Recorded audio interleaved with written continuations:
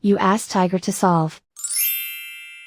This deals with linear equations with one unknown. The final result is z equals 7. Let's solve it step by step. Group all constants on the right side of the equation. Subtract 9 from both sides.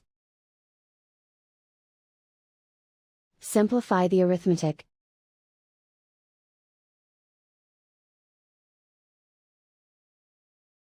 Isolate the z. Divide both sides by 6. Simplify the fraction. Find the greatest common factor of the numerator and denominator. Factor out and cancel the greatest common factor.